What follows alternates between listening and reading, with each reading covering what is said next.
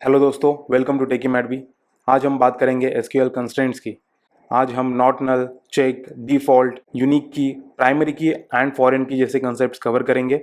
इसके अलावा हम लोग इंसर्ट, अपडेट, डिलीट और सिलेक्ट क्वेरी का यूज़ कैसे करते हैं वो सीखेंगे। Okay guys, welcome to tutorial. So सबसे पहले देखेंगे नॉट नल।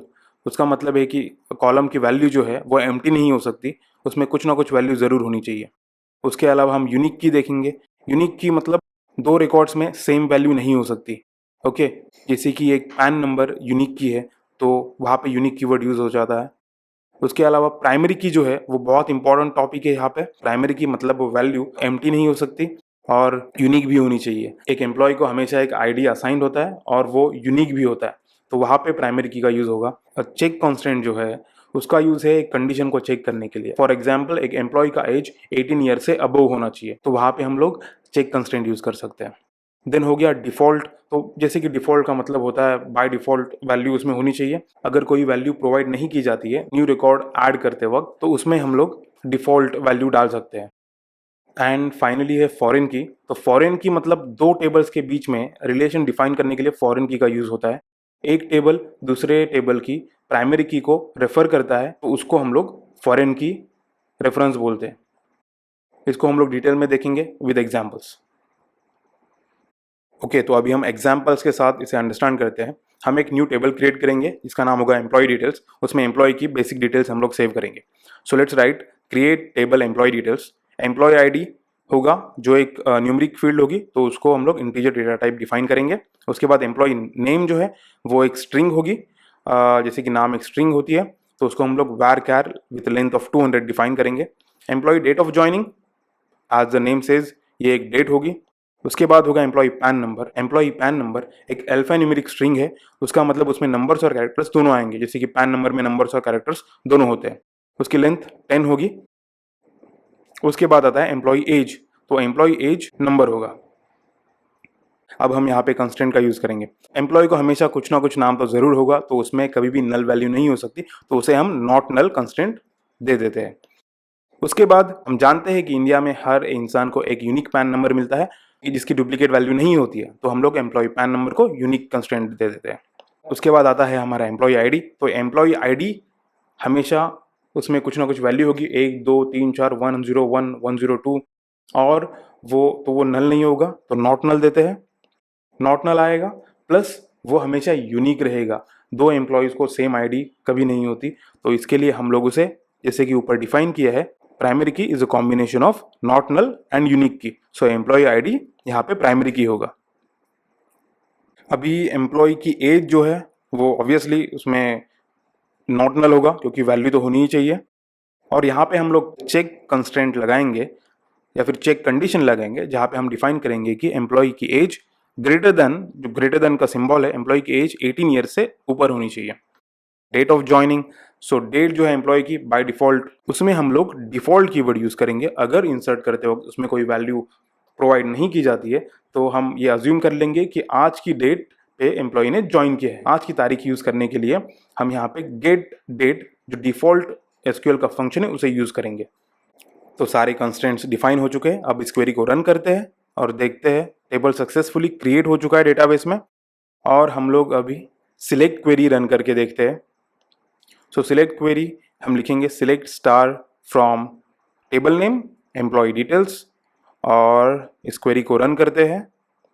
और आप देख सकते हैं यहाँ पे सारे के सारे 5 कॉलम्स बन चुके हैं टेबल में, लेकिन अभी टेबल एम्प्टी है, उसमें कोई भी वैल्यूज नहीं है। सो हम लोग टेबल में कुछ न्यू वैल्यूज ऐड करते हैं। इंसर्ट क्वेरी का यूज करेंगे। Insert into employee details values, यहाँ पे कॉलम्स स्पेसिफाई करेंगे। Employee ID, employ name, employee की एज, एम्प्लॉय का date of joining and employee's PAN number. उसके बाद अब वैल्यूज डालेंगे। तो एम्प्लॉय आईडी में हम वैल्यू डालेंगे, एक इंटीजर है तो यहाँ पे वैल्यू आएगी 1। एम्प्लॉय नेम आएगा ललित, एक स्ट्रिंग है। उसके बाद एज हम डिफाइन करेंगे 25, जो अबो 18 चेक पास करेगी। उसके बाद हम लोग डेट ऑफ ज्वाइनिंग में गेट डेट मतलब आज की डेट पास करेंगे।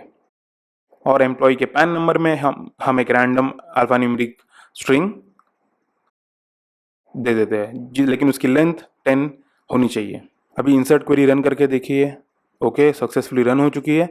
नाउ अगेन हम लोग select star from employ details run करते हैं और नाउ यू कैन सी एक रिकॉर्ड टेबल में ऐड हो चुका है with employee name Lalit, employee ID 1। अभी एक काम करते हैं, सेम क्वेरी वापस रन करके देखते हैं।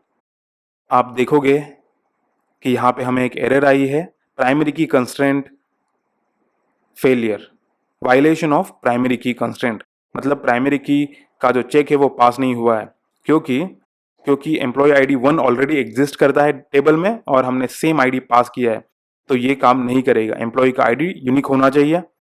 तो एम्प्लॉय आईडी की वैल्यू करते हैं 2 और वापस से रन करके देखते हैं क्वेरी को।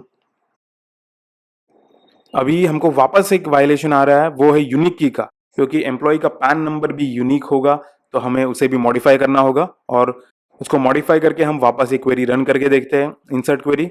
सो एम्प्लॉय आईडी कर दिया है 2 एंड पैन नंबर कर दिया है चेंज और क्वेरी रन करते हैं। Okay, successful. अभी वापस से सिलेक्ट क्वेरी रन करते हैं। सो आप देख सकते हो अभी 2 रिकॉर्ड्स इंसर्ट हो चुके हैं टेबल में। प्राइमरी की और यूनिक की हमने देख लिए। अभी हम चेक कंस्ट्रेंट को यूज़ करते हैं। तो एक नया रिकॉर्ड ऐड करते हैं, एम्प्लॉय का नाम देते हैं राम, एज करते हैं 17 जो कि लेस देन 18 है, तो यहाँ पे ये चेक फेल होना चाहिए। क्वेरी को रन करके देखते हैं।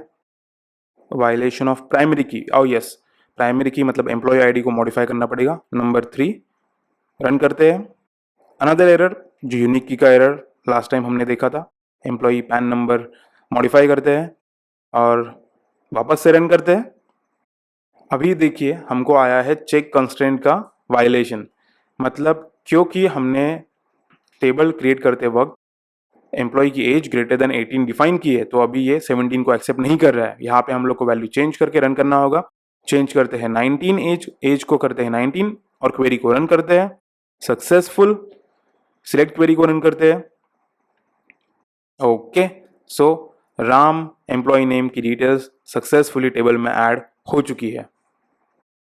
अभी हम लोग नॉट नल को एक बार अंडरस्टैंड करते हैं। तो एक काम करते हैं, एम्प्लॉय नेम में कोई वैल्यू पास नहीं करते और एम्प्लॉय नेम कॉलम भी वहाँ से हटा देते हैं। चलो इंसर्ट क्वेरी रन करके देखते हैं। कैन नॉट इंसर्ट वैल्यू नल, मतलब एम्प्लॉय का नेम हमेशा अवेलेबल होना चाहिए, तो ये क्वेरी रन नहीं करेगी। ओके, तो चलो वापस से डालते हैं, एम्प्लॉय में एम्प्लॉय नेम की वैल्यू डाल देते हैं, एम्प्लॉय नेम, और हम लोग न्यू एम्प्लॉय ऐड करेंगे और साथ में हम लोग डिफ़ॉल्ट भी अंडरस्टैंड करेंगे। तो एम्प्लॉय का नाम है गीता और एम्प्लॉय की डेट ऑफ ज्वाइनिंग जो है वो हम लोग अभी यहाँ पे पास नहीं करेंगे, क्योंकि मैं चाहता हूँ यहाँ पे एम्प्लॉय की date of joining by default ली जाए, जैसे कि टेबल के डेफिनेशन में हमने दी हुई है। तो करंट डेट मतलब आज की तारीख यहाँ पे ऐड होनी चाहिए। इंसर्ट क्वेरी रन करके देखते हैं। सक्सेसफुल। सिलेक्ट क्वेरी रन करते हैं अब और एम्प्लॉय डिटेल्स सक्सेसफुली ऐड हो चुकी है for new employee, employee ID 4, employee name Geeta. Okay, so हमने not null, unique, primary key, check और डिफॉल्ट अंडरस्टैंड कर लिया है। Now we will move on to foreign key constraint. Foreign key constraint exactly क्या होता है? ओके, तो अभी फॉरेन की बेसिकली क्या है, एक रेफरेंस है दूसरे टेबल के लिए। सो दो टेबल्स के बीच में रिलेशन डिफाइन करती है फॉरेन की। तो हमारे पास अभी एक टेबल है एम्प्लॉय डिटेल्स और हमें एक और टेबल चाहिए। तो हम लोग एक न्यू टेबल ऐड करते हैं, एम्प्लॉय प्रोजेक्ट्स। सो इसमें क्या होगा, एम्प्लॉय, हर एक एम्प्लॉय, एक कोई भी एम्प्लॉय कौन से प्रोजेक्ट में काम कर रहा है उसकी डिटेल्स हम लोग एम्प्लॉय प्रोजेक्ट्स में वाया रेफरेंस स्टोर करेंगे। So let's create a new table. Create table employee projects. First column होगा प्रोजेक्ट आईडी जिसकी वैल्यू होगी इंटीजर और वो हमारी प्राइमरी की होगी, जहाँ पे वैल्यूज आएंगी 1 2 3 4 सो एंड सो। उसके बाद हमारा आएगा, उसके बाद सेकेंड कॉलम है प्रोजेक्ट नेम। ये एक स्ट्रिंग होगी जिसमें प्रोजेक्ट का नाम होगा, तो इसकी लेंथ हम लोग var char 200 कैरेक्टर्स डिफाइन करते हैं और ये नॉट नल कंस्टेंट यहाँ पे ऐड करते हैं क्योंकि वैल्यू हमेशा प्रेजेंट होनी चाहिए प्रोजेक्ट की। उसके बाद फाइनल आता है हमारा फॉरेन की। तो यहाँ पे एम्प्लॉय प्रोजेक्ट जो है वो एम्प्लॉय डिटेल्स की एम्प्लॉय आईडी को रेफर करेगा। तो इसको ऐसे लिखेंगे, employee ID foreign key references employee details in bracket employee ID. मतलब एम्प्लॉय आईडी जो एम्प्लॉय प्रोजेक्ट्स टेबल में है वो रेफर करता है एम्प्लॉय डिटेल्स की एम्प्लॉय आईडी कॉलम को। और यहाँ पे एक और कीवर्ड ऐड करते हैं, on delete cascade. On delete cascade एक स्ट्रॉन्ग रिलेशनशिप डिफाइन करता है टू टेबल्स के बीच में। इसको मैं बाद में वीडियो में एक्सप्लेन करूंगा। चलो अब इस क्वेरी को रन करके देखते हैं। ओके, नया टेबल क्रिएट हो चुका है डेटाबेस में। अब सिलेक्ट क्वेरी रन करते हैं। Select star from employee projects, run the query and नीचे देख सकते हो रिजल्ट्स पैन में project ID, project name, employee ID, 3 columns बन चुके हैं प्रोजेक्ट्स टेबल में। अभी select star from employ details run करके देखते हैं और देख सकते हो कि 4 वैल्यूज मतलब 4 एम्प्लॉयज अवेलेबल है हमारे डेटाबेस में एम्प्लॉय डिटेल्स में। तो हमें क्या करना होगा, हर एक एम्प्लॉय को एक प्रोजेक्ट असाइन करना होगा। तो इसके लिए हमको प्रोजेक्ट्स टेबल में कुछ वैल्यूज ऐड करनी होगी। सो हम इंसर्ट क्वेरी का यूज करके एम्प्लॉय प्रोजेक्ट्स में नए रिकॉर्ड्स ऐड करते हैं।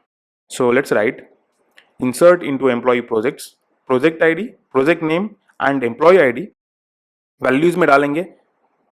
प्रोजेक्ट आईडी होगी 1, प्रोजेक्ट का name let's give it as, project का नाम देते हैं एसक्यूएल फॉरेन की, और एम्प्लॉय आईडी देते हैं 1। मतलब ये एम्प्लॉय डिटेल्स टेबल में जो एम्प्लॉय आईडी 1 है उसे ये प्रोजेक्ट असाइन रहेगा।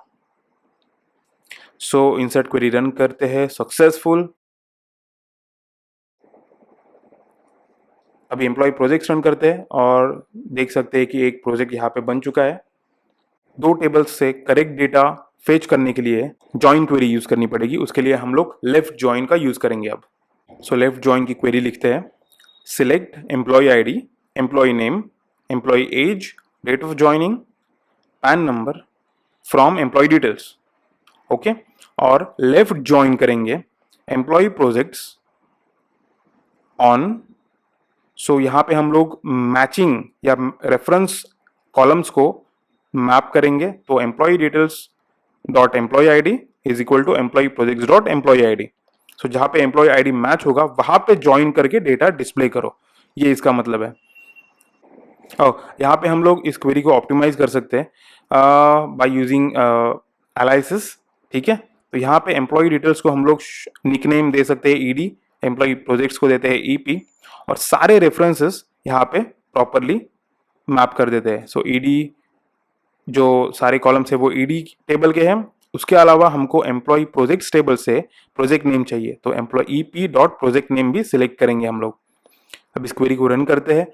अभी आप देखिए नीचे रिजल्ट्स में हमें दिख रहे 4 records total, but record number 1 employ ID 1 में ललित 25 एंड देन हमको प्रोजेक्ट नेम दिख रहा है एसक्यूएल फॉरेन की, जो आ रहा है हमारे एम्प्लॉय प्रोजेक्ट्स टेबल से। और बाकी 3 रिकॉर्ड्स में प्रोजेक्ट नेम नल है क्योंकि उनको कोई भी प्रोजेक्ट असाइन नहीं है। इसको हम लोग और ऑप्टिमाइज कर सकते हैं क्वेरी को बाय यूजिंग वेयर कंडीशन। तो लिखते हैं where ED dot employee ID मतलब employee details dot employee ID is equal to 1। अभी ये क्वेरी हमको सिर्फ एम्प्लॉय आईडी 1 की डिटेल्स फेच कर रही है।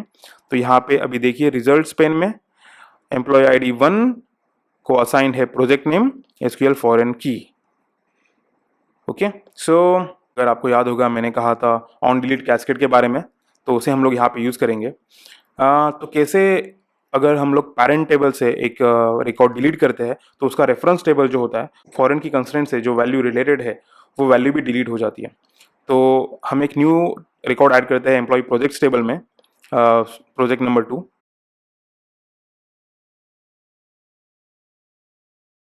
अभी हम जॉइन क्वेरी वापस से रन करके देखते हैं।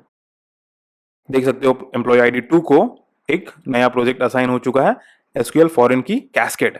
ओके, तो अब हम क्या करेंगे, अगर हम एम्प्लॉय आईडी 2 की वैल्यू एम्प्लॉय डिटेल्स टेबल से डिलीट करेंगे तो ऑटोमेटिकली एम्प्लॉय प्रोजेक्ट्स में जो प्रोजेक्ट आईडी 2 है, जो एम्प्लॉय आईडी 2 को मैप्ड है, वो भी डिलीट हो जाएगा। So let us delete from employ details where employ ID is equal to 2। So हम लोग डिलीट कर रहे हैं एम्प्लॉय आईडी टू की एम्प्लॉय डिटेल्स टेबल से एंट्री को रन कर दिए और देखो आप एम्प्लॉय प्रोजेक्ट्स में टोटल एक ही रिकॉर्ड बचा है और एम्प्लॉय डिटेल्स में 3 रिकॉर्ड्स बचे हैं। ठीक से समझने के लिए वापस से जॉइन क्वेरी रन करते हैं और आप देख सकते हो एम्प्लॉय आईडी 2 की वैल्यू यहाँ से हट चुकी है, प्रोजेक्ट नेम भी यहाँ पे है नहीं, क्योंकि बाय रिलेशन जो हमने डिफाइन की है फॉरेन की दोनों टेबल्स से वैल्यूज या रिकॉर्ड्स डिलीट हो चुके हैं। तो ये ऑन डिलीट कैस्केड जो है वो इस तरीके से काम करता है। तो चलो आगे चलते हैं, अपडेट क्वेरी एक बार क्विकली अंडरस्टैंड कर लेते हैं। So let's write update employ details set employ name is equal to Ram Sharma.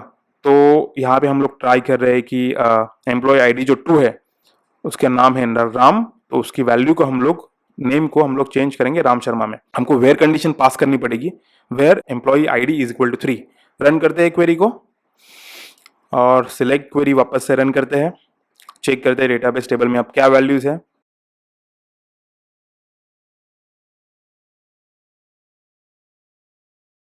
Employ ID 3 का नाम जो है अपडेट हो चुका है राम शर्मा। एक और अपडेट क्वेरी लिखते हैं हम लोग क्विकली, जिसमें मल्टीपल वैल्यूज या मल्टीपल कॉलम्स, हम लोग 2 कॉलम्स एक साथ चेंज करके देखते हैं। सो एम्प्लॉय नेम चेंज करते हैं गीता मंजू, एम्प्लॉय एज देते हैं 21 फॉर एम्प्लॉय आईडी 4। रन करते हैं update query. Okay, as you can see employ name और एज दोनों अपडेट हो चुके हैं। सो ये था quick look at the update query. अभी एट लास्ट हम लोग डिलीट, ड्रॉप और ट्रंकेट को क्विकली अंडरस्टैंड करेंगे। हम एक न्यू टेबल बनाते हैं, एम्प्लॉय टेबल। सो एक एग्जिस्टिंग टेबल हम लोग यूज करेंगे, employ table. Select star from employ run करके देखते हैं। एक टेबल क्रिएटेड है बट उसमें वैल्यूज कुछ भी नहीं है। कॉलम्स है employ ID, employ name, date of joining and department. ठीक है, तो एक नई वैल्यू असाइन करते हैं इसमें। Insert into employ values employ ID 1। हम यहाँ पे कॉलम नेम्स नहीं पास करेंगे, ये और एक एडवांस तरीका है जहां पे without column names just by passing the values data insert कर सकते हैं। लेकिन यहाँ पे जो सीक्वेंस है या फिर जो ऑर्डर है वो फॉलो करनी पड़ती है। So insert into employ values 1, name John, date of joining, get date जिसमें टुडेज डेट होगी, उसके बाद employee ID, department. So quickly हम लोग मल्टीपल इंसर्ट कैसे करते हैं वो भी देख लेते हैं। और 2 वैल्यूज इंसर्ट करेंगे इसमें। बेका के लिए डिपार्टमेंट सीएस होगा और रायन के लिए डिपार्टमेंट आईटी होगा। रन करते हैं insert query, select query run करके देखते हैं। अब देख सकते हैं कि 3 वैल्यूज है इस एम्प्लॉय टेबल में अभी। सो हम क्या करेंगे, एक सिंगल रिकॉर्ड डिलीट करेंगे एम्प्लॉय टेबल से। Let's write delete from employ where employ ID is equal to 1। So employ ID 1 John की एंट्री टेबल से डिलीट हो जाएगी। ओके, अभी सिलेक्ट क्वेरी रन करते हैं, देखते हैं यस एम्प्लॉय आईडी 1 डिलीट हो चुका है। अभी हमारा नेक्स्ट टास्क है कि ट्रंकेट कैसे होता है। सो ट्रंकेट मतलब टेबल में जितने भी रिकॉर्ड्स है सारे के सारे डिलीट करने।